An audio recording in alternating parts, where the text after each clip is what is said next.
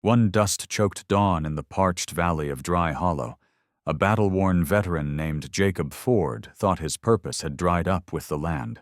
Just him, his faithful dog Ghost, and $3 faded in his wallet. But when he stopped beside a broken windmill leaning against the wind, a crooked sign caught his eye. For sale, $3 as is. Something stirred in the silence. A memory, a calling, a whisper carried by the breeze. Beneath that rusted frame, he'd find a wartime journal and a prayer that had been waiting generations to turn again. What began as one man's last repair would bring water and faith back to a dying town. This is a story about hope, redemption, and the wind God sends when we think the air has gone still. Before we begin, tell us where you're watching from. Let's see how far the wind of faith can blow tonight. The wind that morning carried sand instead of mercy. It swept across the empty plains of Dry Hollow, Texas, whistling through the ribs of abandoned barns and over the cracked fields that hadn't seen rain in years.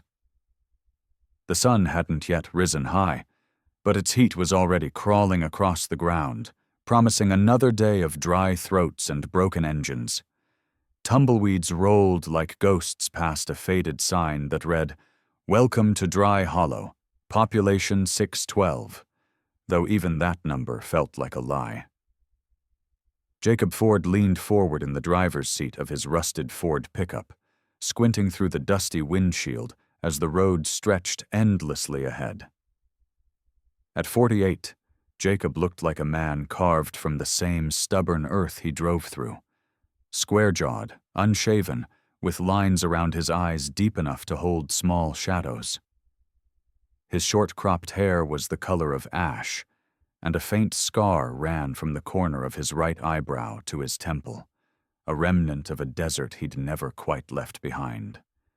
Once, he'd been a mechanical engineer in the Air Force, the kind of man who could make machines sing even when the world around him went silent. But years of war, loss, and a string of promises broken by both governments and people had hollowed something inside him. Now, his eyes, once sharp and quick, carried the weary glaze of someone who'd seen too many beginnings turn into endings. On the passenger seat sat Ghost, his 6-year-old German shepherd, panting softly. Ghost's coat was a blend of gray and black, thick along the neck and shoulders like an old wolf, his ears always alert, amber eyes catching every flicker of motion outside. He was a working dog, bred for precision, but life with Jacob had turned him into something gentler, a companion who guarded not only the man's truck, but also what little remained of his faith in the world. "You hungry, partner?" Jacob murmured, reaching into the glove box for a stale biscuit. Ghost accepted it delicately, tail brushing once against the seat. The truck rattled over a rise, coughing like an old smoker, and then rolled to a reluctant stop beside an open field. Jacob cut the engine. Silence poured in, thick and absolute, broken only by the distant rattle of something metallic in the wind. He stepped out, boots sinking into dust so fine it rose like smoke. The horizon shimmered, and there, just beyond a row of mesquite trees, stood a windmill, or rather, what was left of one. Its frame leaned crookedly, one blade missing, another twisted like a bent spoon. The paint had long peeled away, and rust crawled down its spine in streaks of orange and brown. Beneath it, the earth was cracked around an old water well, its pump handle frozen mid-motion like it had given up halfway through a prayer. On the fence nearby hung a sign, its letters barely visible under layers of grime. "Old windmill for sale, $3 as is." Jacob blinked, then huffed a small, dry laugh. $3, he said, aloud, as if the desert needed to hear it. "Guess that's what hope costs these days." Ghost trotted to the base of the windmill, sniffing the ground, tail still and thoughtful. The faint clang of metal echoed through the frame when the wind shifted, like an instrument tuning itself after years of silence. A man emerged from a shack nearby, a wiry figure in his late 60s, wearing overalls bleached nearly white by sun and dust. His name, as Jacob would later learn, was Walter Briggs. His skin was leather tough, hands gnarled like tree roots, and his eyes the pale blue of glass left too long in the sun. "She's not worth the trouble," Walter called out, voice hoarse from years of shouting over wind. "Ain't turned in 2 decades. Bearings are shot. Pumps dry as my wife's humor." Jacob smiled faintly, tipping his head. "I've fixed worse." Walter gave him a long, appraising look, one farmer to another kind of lost man. "You from around here?" "Nowhere lately," Jacob replied. The older man grunted, stepping closer. "Well, this heap's been here since before I was born. Belonged to the Ellis family once, ran water for half the town before the drought hit. But when the well went dry, so did folks' belief it could ever work again." He spat into the dirt, shaking his head. "You want it, son, you'll be the first fool to believe it still breathes." Jacob crouched near the base, running a calloused hand along the rusted metal. The structure groaned but held steady, proud in its decay. He could almost feel it, the faint hum of something wanting to move again. "How much did you say?" "Sign says 3. That's about $2.50 too much if you ask me." Jacob reached into his worn wallet, pulling out 3 crumpled $1 bills, their edges soft and frayed from years of folding. "3's fair." Walter squinted at him. "You serious?" Jacob's smile didn't quite reach his eyes. "Maybe it just needs to breathe again." The old man chuckled low, shaking his head as he took the bills. "Suit yourself, soldier. Ain't no refunds if it falls on you." Jacob nodded once, watching the man shuffle back toward his shack. The wind picked up, swirling dust around his boots. He turned to Ghost, who was sitting perfectly still, gaze fixed on the broken blades above. "Well, partner," Jacob said quietly, "guess we've got work to do." He retrieved his toolkit from the truck, a dented metal box full of relics from a life of fixing other people's machinery. The smell of grease and steel clung to his hands as he approached the windmill. Ghost lay nearby, head on his paws, eyes tracking every motion. The sun climbed higher, and the sound of Jacob's wrench echoed across the barren field. Hours passed, bolts loosened, panels came off, and the windmill, piece by stubborn piece, began to reveal its story. Beneath one rusted plate, Jacob found initials carved into the metal. M.E., 1944.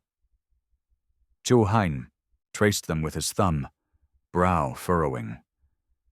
"You were someone's work once," he murmured. "Someone's prayer." As the sun dipped low, painting the horizon in gold and blood, the windmill cast a long, skeletal shadow across the dirt. Jacob stood beside it, sweat streaking the dust on his face, every muscle aching. But for the first time in years, he felt something small and alive stir inside him. It wasn't pride or nostalgia. It was purpose, the kind that doesn't shout, it whispers. He glanced toward Ghost, who wagged his tail once in the fading light. "We'll stay here tonight," Jacob said softly. "See if she still remembers how to turn." He pitched his small canvas tent near the base, fed Ghost the last of their rations, and sat against the old structure as the first stars blinked through the haze. The windmill creaked once, gently, like a tired old giant sighing in its sleep. Jacob looked up, whispering into the dark. "Let's see what you've got left." In the stillness that followed, the desert didn't answer. But the wind did. The following morning broke with a wind that carried dust instead of dew.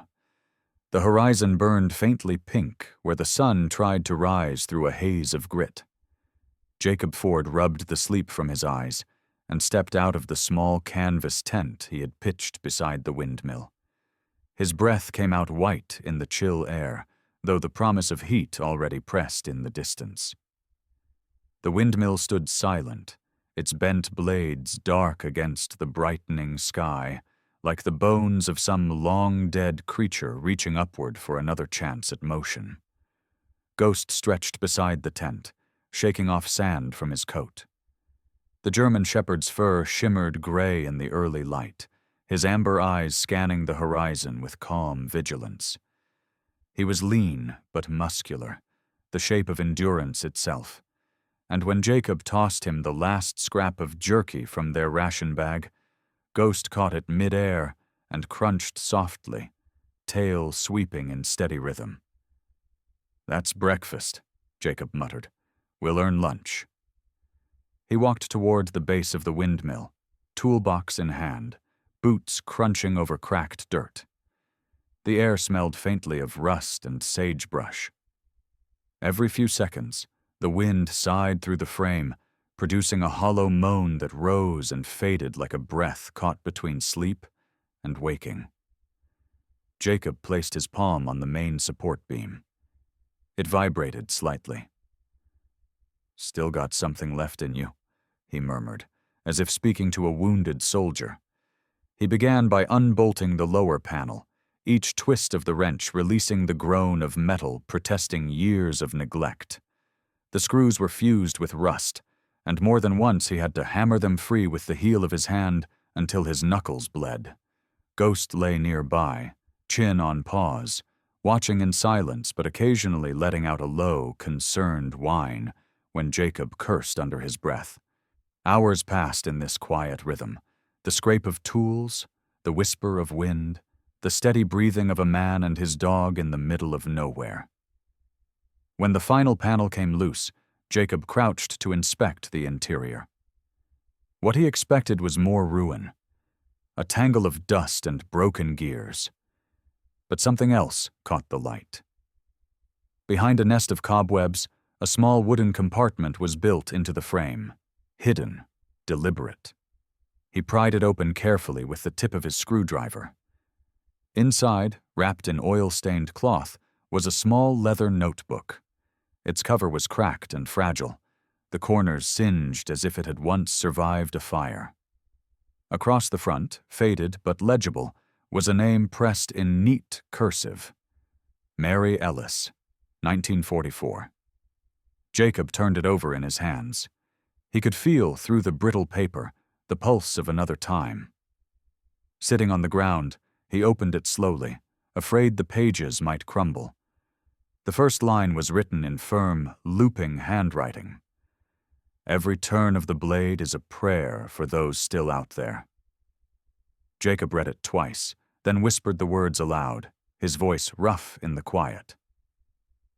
"A prayer," he said softly. He flipped the page. There were entries, dozens of them, spanning months during the war. The ink had faded to brown, but the emotion in each line was alive. "Father says if I keep her running, the soldiers will have water when they pass through. I can hear them at night, their boots in the dust. I hope they never see how scared I am." Another entry read, "He's gone now. The last thing he said was to keep the windmill turning. He said every spin keeps someone alive somewhere." Jacob exhaled slowly. He closed his eyes for a moment and let the words settle into the hollow places inside him. He could almost hear her voice, young, earnest, trembling with belief. Mary Ellis. She would have been no older than 20 when she wrote these, a girl tending to gears and steel while the world tore itself apart. Ghost padded closer and pressed his head against Jacob's shoulder. "She kept it alive," Jacob murmured, scratching the dog's ear. "Guess it's our turn now." He set the notebook gently beside him and continued working, wiping grime from the gears, oiling the joints, coaxing the old machinery back to life. The metal resisted at first, stiff and unyielding, but Jacob persisted. He worked until his hands were slick with grease and sweat. As the sun reached its peak, shimmering like a coin in the white sky, a faint creak came from above. He froze. Then, clink. One of the blades twitched. It wasn't much, just a slow, jerking movement, but it was enough. Jacob grinned despite himself. "You hear that, Ghost?" he said. The dog barked once, tail wagging. "She's still breathing." He climbed halfway up the frame, wiping his forehead with the back of his sleeve, and tightened a line of bolts near the hub. The wind picked up, and for a moment the entire structure shuddered. Then, with a long sigh, the windmill turned, just once, slow and heavy, before stopping again. But the sound it made, metal grinding against metal, echoing across the empty field, wasn't harsh. It was like a groan from something that remembered being alive. When he came down, the sun was dipping toward the west, and the wind carried a gentler tone now, whistling softly through the blades. Jacob sat on the ground again, pulling the notebook back into his lap. Near the final page, the writing stopped abruptly in mid-sentence. "If the wind ever stops." The ink ended there, like she'd been interrupted by the war itself. Jacob stared at it for a long time, thumb brushing over the unfinished line. Then he took a pencil from his pocket, one he always kept tucked behind his ear, and added quietly beneath it, "I'll turn it once more for you." He closed the notebook, pressing the cover flat, as if sealing a promise. Ghost gave a soft bark, the kind that sounded like approval. Jacob stood, brushing dust from his knees, and looked up at the windmill silhouetted against the setting sun. It looked a little straighter now, a little less broken, as though the memory inside it had shifted something in its bones. He walked toward the tent, Ghost trotting beside him, and stopped for a moment to watch the horizon. The wind carried the faint sound of the blades creaking again. Steady, rhythmic, almost musical. "Every turn's a prayer," he whispered. "Guess we'll keep praying." The wind stirred stronger, swirling sand around their boots, and for an instant Jacob thought he heard something in it. A woman's voice, faint and distant, like a song lost in the storm. Then it was gone. But the echo remained. By the end of that week, Dry Hollow had found something new to whisper about. The man who'd bought the dead windmill for $3 was turning it again. People saw the blades shifting in the dusk, heard the faint creak and hum that hadn't touched their valley in a generation, and the rumor grew like wildfire on dry grass. They said the wind had changed direction, that it blew gentler near the old Ellis well now, that even the dust seemed to lift differently around it. Jacob Ford didn't notice the attention. He was too busy working. Every morning he rose before the sun, his boots already caked with red earth, his hands stained with oil. Ghost stayed close, moving like a gray shadow beside him, watchful but calm. Together they had carved a new rhythm into the silence, the rasp of sandpaper, the clatter of bolts, the soft bark of command between man and dog. On the fourth morning, as Jacob replaced one of the secondary bearings, he heard an engine approach, a clean, steady hum that didn't belong to a farm truck. He straightened, squinting against the glare, and saw a small blue SUV pulling off the road. From it stepped a woman dressed neatly but sensibly. Khaki slacks, a white blouse under a soft tan jacket, and brown boots dusted from the drive. She was tall, mid-30s, with light brown hair swept into a loose ponytail and a pair of glasses that caught the sun. Her face carried the composure of someone used to classrooms, calm, open, but never uncertain. She had the quiet authority of a person who had spent years trying to teach restless souls how to listen. "Mr. Ford," she called, shading her eyes. Her voice was gentle, carried by the wind without strain. Jacob nodded, setting his wrench down. "That's me." Sarah Moore, she said, extending a hand. I teach science over at Dry Hollow High. I heard you're resurrecting a windmill. Her tone held both curiosity and respect, though her lips curved with a hint of disbelief. Jacob wiped his hands on his jeans before shaking hers. Trying to. Can't say she's cooperating yet. Sarah smiled. Machines are like people. They need a reason to start again. Ghost padded over to sniff her boots, tail low but friendly. She bent slightly, running her hand along his back. German Shepherd, right? He's beautiful. 6 years old. Smarter than most officers I ever worked with, Jacob said, deadpan. Sarah laughed softly. I'll bet. Her gaze drifted toward the base of the windmill, where the oil-stained notebook sat on a work table Jacob had fashioned from an old door. She stepped closer. Is that what I think it is? Found it inside the frame, Jacob said. Mary Ellis's journal. She used to maintain this thing during the war. Sarah froze, her expression shifting from curiosity to something deeper, almost reverence. Mary Ellis? She murmured. My grandmother used to talk about her, said she taught her how to read maps and measure rainfall. She was her teacher before the war took her away.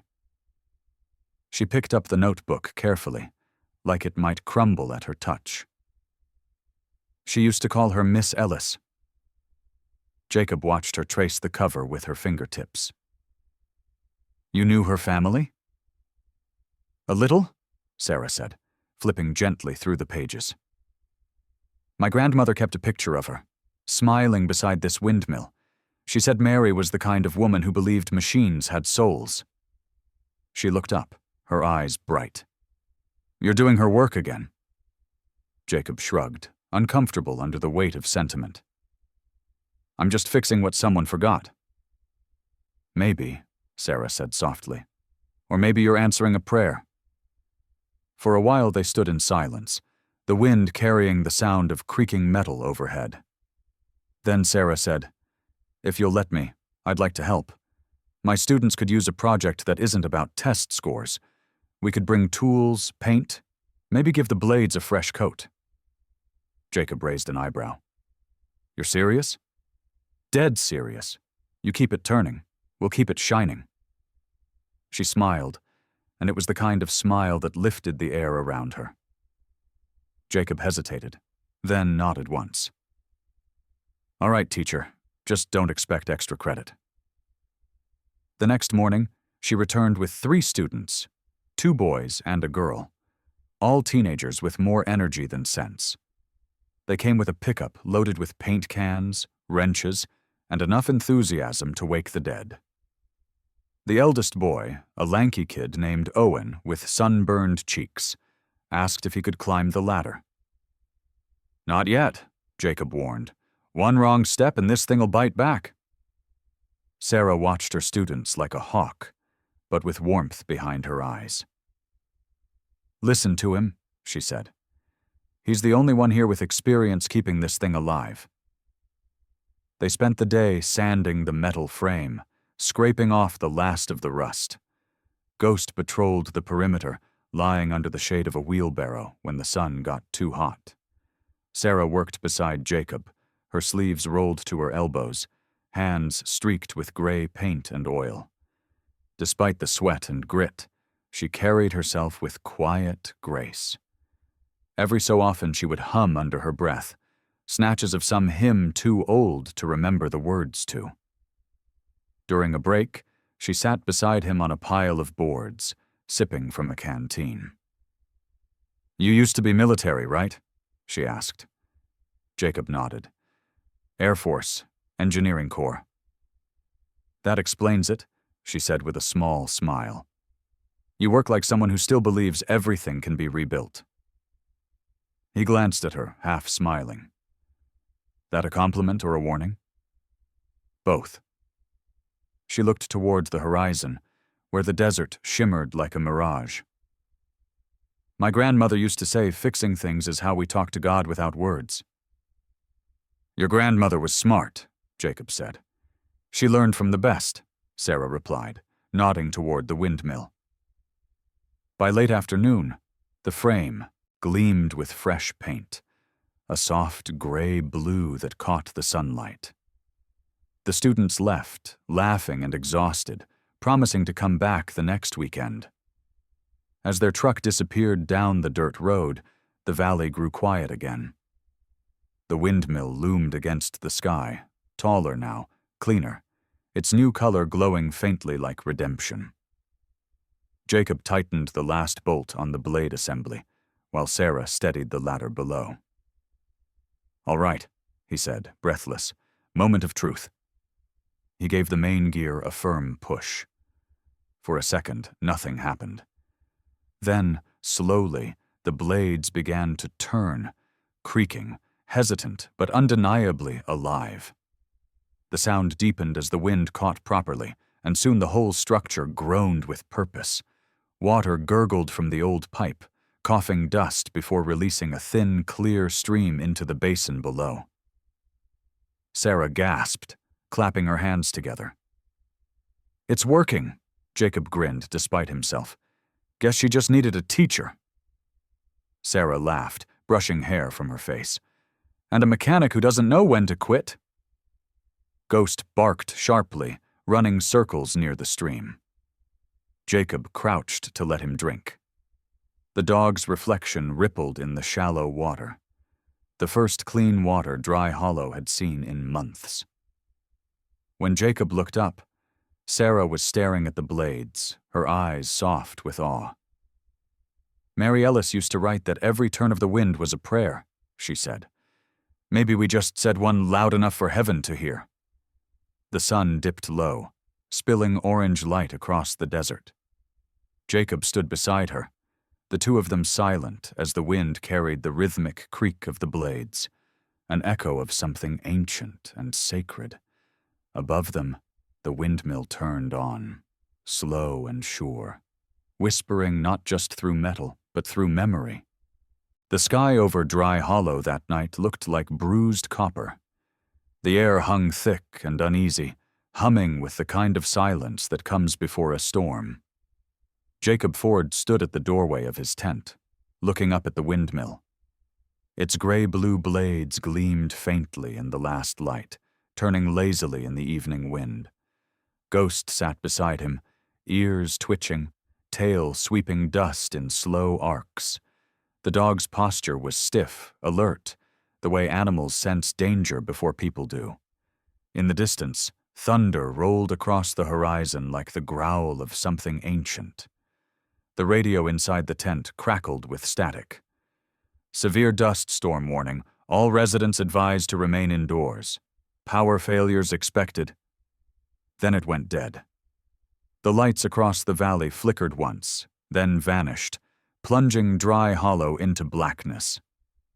"Here we go," Jacob muttered. A gust of wind roared down the hills, whipping sand into his face. The first wave of the storm hit with brutal force, slamming against the tent poles and howling through the hollow frame of the windmill. Ghost barked, pressing against his leg. Jacob zipped up his jacket, pulling the collar over his mouth. "Stay close," he said. "We're not running from this one." Within minutes, the storm swallowed everything. Dust clouded the air so thick it turned night into a brown fog. Grit scraped against skin like glass shards. The sound of metal groaning filled the dark. Bolts straining, blades twisting under the wind's fury. Jacob fought through the gale toward the windmill, clutching a flashlight and a coil of rope. The beam flickered weakly, carving pale lines through the storm. The air reeked of ozone and iron. When he reached the base, the ground trembled beneath his boots. The structure swayed, creaking in protest. He could barely hear his own voice when he shouted, "Hang on, old girl!" Behind him came a faint voice, Sarah's. "Jacob!" He turned, squinting. Through the whirling sand, she emerged from the darkness, her jacket tied over her head, glasses gone, hair whipping wildly. Her face was streaked with dust, eyes fierce and unyielding. "You can't be out here," he shouted. "Neither can you," she yelled back. "The town's water tank just cracked. If this works, it can pump water again. We need it." Lightning split the sky, throwing their shadows huge and ghost-like against the earth. For an instant, Jacob saw the whole windmill illuminated, tall, trembling, but still standing proud. "All right," he said, grabbing her wrist. "Let's make it turn." They worked side by side, blinded by wind and grit. Jacob tied the rope around one of the main supports to anchor it, while Sarah held the toolbox open with shaking hands. "Oil," he shouted. "Find the can." She handed it to him, fingers numb. He climbed part way up the ladder, muscles straining against the wind, and poured oil into the main joint. It ran down the metal like blood, glistening in flashes of lightning. Ghost barked from below, circling anxiously, sand whipping around his body. "Steady, boy," Jacob called, voice nearly lost in the roar. One of the blades tore free from its lock and began to spin. At first, just an inch, then another. The motion groaned through the storm, a slow, dragging turn like a giant waking from sleep. Jacob descended the ladder and grabbed the crank handle. "Help me!" he yelled. Sarah ran to his side, gripping the handle with him. Together they pushed, shoulders heaving until the mechanism began to move. A low rumble came from below, deep, subterranean, alive. "It's catching!" Sarah cried. The blades turned faster, clanging and shrieking but holding steady. The sound cut through the storm, raw and magnificent. Ghost lifted his head and barked toward the sky, his voice carrying above the wind like a battle cry. Then came the sound Jacob had prayed for, the deep, hollow thump of the old pump engaging. He dropped to his knees beside the pipe, wiping sand from his eyes. "Come on," he whispered. Another turn, then another. The ground shook, and with a sudden gasp, the pipe sputtered. For one suspended heartbeat, the storm seemed to pause. And then, with a roar, water burst from the rusted spout, clear, cold, unstoppable. It splashed against the cracked earth, spreading across the ground in small, glittering rivulets. Sarah laughed, half disbelief, half joy, throwing her arms into the air as rain mixed with dust. "It's working!" she shouted. Jacob just sat back, soaked in sweat and sand, watching the miracle unfold. Ghost bounded through the puddles, barking, tail wagging furiously. The water ran stronger now, spilling into the old stone troughs that had been dry for years. Within minutes, the scent of wet earth filled the air, a smell no one in Dry Hollow had known for too long. Shapes began to appear through the haze, people from town, drawn by the noise, lanterns in hand. Walter Briggs was among them, his weathered face streaked with sand. "Holy hell," he said, voice trembling. "It's pumping." Behind him came more, mothers clutching children, farmers still in their work clothes, wide-eyed teenagers with scarves over their mouths. Sarah turned to them, laughing, shouting over the storm. "Get buckets, barrels, anything you can find!" They obeyed without question, rushing forward as water streamed freely from the pipe. The windmill groaned but held steady, its blades spinning faster now, each turn cutting cleanly through the storm. The scene glowed like something biblical, lantern light flickering against rain and dust, faces lifted toward the wind, as if they could see grace itself descending. Jacob tightened the last bolt at the base, soaked to the bone, his hands bleeding but steady. Sarah knelt beside him, breathless, her hair plastered to her face. "You did it," she said, voice raw. Jacob shook his head. "We did." The storm raged for another hour before, finally breaking apart, retreating into the horizon like a defeated beast. By dawn, the town stood quiet again. The windmill still turned, slow and patient, creaking softly in the morning light. The water troughs were full. The fields shimmered with moisture. Ghost lay at Jacob's feet, tail thumping weakly, eyes half closed in exhaustion. Sarah leaned against the base of the windmill, watching the sun rise over the valley, her face peaceful despite the chaos of the night. 40 years, she whispered, and it still had one more prayer left. Jacob looked up at the blades turning overhead, golden in the early sun. Guess some things were built to last, he said softly. Morning came to Dry Hollow with the soft sigh of a tired land waking after a long prayer. The storm had gone, leaving behind a world rinsed clean, air sharp with the scent of rain and iron, soil dark and damp beneath bare feet. The sun broke gently over the ridge, turning the horizon to molten gold. The $3 windmill stood proud against the light, its blades turning slow and steady, each rotation gleaming like forgiveness. Jacob Ford stood at the base of the tower, coat draped over his shoulder, face streaked with dried grit. His eyes, pale and weathered from years of war and wandering, were fixed on the blades above him. Ghost sat beside him, muzzle resting on his paw, his fur still damp but glistening where the sun touched it. The dog lifted his head, ears perked, watching the movement of the windmill as if it were alive. "You did good, boy," Jacob said softly, scratching behind his ear. "Guess we both had one more fight left."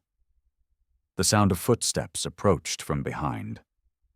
Sarah Moore came into view, her light brown hair tied back, still tousled from the night's storm. She wore a denim jacket over a pale blue dress, and her glasses caught the morning sun as she looked up at the turning blades. Her face was calm, but her eyes glimmered with the wonder of a child. In her hands, she carried the old leather-bound journal, now cleaned and carefully wrapped in linen. "I thought it should rest here," she said, her voice gentle. "Where it belongs." Jacob nodded. Married like that. Together they walked to the base of the tower, where a new wooden sign had been hammered into the ground. The letters, carved by Walter Briggs himself, read, "Built for $3, gave life back to a town." Beneath it, Sarah set down a small glass case lined with weatherproof sealant. Inside, she placed the journal of Mary Ellis, open to the first page, where the words still read, "Every turn of the blade is a prayer for those still out there." For a long moment, neither spoke. The wind murmured through the gears, and somewhere deep inside the mechanism, the faint creak of metal sounded like breath. "She's part of it now," Sarah said softly. "Maybe she always was." Jacob folded his arms. "Funny thing," he said. "When I first saw this place, I thought it was dying. Turns out it was just waiting." Sarah smiled faintly. "Faith waits longer than we think." Around them, people began to gather. Families who had spent the night hauling buckets came carrying flowers, tools, even sandwiches for the workers. Walter Briggs arrived with a new plank, carved with the town's name, while Martha Harris, a small woman with silver hair and a pink apron dusted with flour, handed out warm bread from a basket. "A proper dedication needs food," she declared, smiling at Sarah. "And prayer," said the preacher, Reverend Cole, a man in his late 50s with dark skin, kind eyes, and a voice that could still silence a crowd. He wore a worn black coat and carried a small wooden cross that once hung in the old church. "Mind if I lead one?" he asked. Sarah nodded. "Please." The townspeople formed a loose circle around the windmill, their faces glowing with the first honest joy Dry Hollow had seen in years. Reverend Cole bowed his head. "Lord," he said, voice low but steady, "we thank you for the wind that still moves, for the hands that built, and the hearts that refuse to stop believing. You breathed into this valley once, and now you've breathed again. Let this windmill turn not for pride, but for promise, that we remember who we are when we help each other rise." A murmur of amen rippled through the crowd. The wind picked up, fluttering hair, skirts, and ribbons tied to tool handles.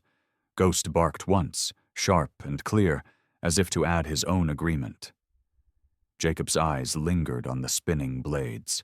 The metal flashed briefly like a signal mirror, a blink of light, deliberate and pure. For a heartbeat, he could almost see her. Mary Ellis, standing there in her work overalls, grease on her cheek, looking up with the same quiet pride. Sarah followed his gaze, then whispered, "Every blade still remembers her prayer." As if the wind had been waiting for those words, a sudden gust rose from the east, strong and playful. The windmill groaned, then caught full force, spinning faster than before, each blade slicing the air in a steady rhythm. The sound that came from it wasn't a creak this time. It was a hum, deep and resonant, like the echo of a hymn rising from steel. Dust lifted in spirals, glowing gold in the light, and the children nearby laughed and reached for the air as their hair whipped around them. The sound carried across the valley, over the riverbed, through the fields, into the bones of every house that had once gone dark with drought. It was as if Dry Hollow itself had started breathing again. Sarah looked at Jacob, smiling through tears. "You gave them back the wind," she said. Jacob shook his head, his voice barely above a whisper. "It was never mine to give." He glanced at Ghost, whose ears twitched in the gust. But I think she remembered. As the crowd dispersed, leaving offerings of flowers and folded notes near the base, Sarah lingered by the sign, tracing the carved words with her fingertips. "Built for $3, she murmured. "Who'd have thought?" "Sometimes," Jacob said, "a small price buys something priceless." The preacher came forward once more, resting a hand on Jacob's shoulder. "You didn't just fix a windmill, son," he said. "You gave this town its heart back." Jacob didn't reply, only nodded. When the last of the people had gone, he remained there with Sarah and Ghost, the three of them framed against the open sky. The wind softened, carrying the faint scent of rain and wheat. The blades turned slower now. Steady, eternal. Sarah closed her eyes, letting her hair lift in the breeze. "Feels like peace," she said. "Feels like home." Jacob looked toward the horizon, where the land shimmered faintly under the sun, and for the first time in years, he smiled without the weight of memory. "Maybe," he said. "Maybe that's what the wind's been trying to tell us all along."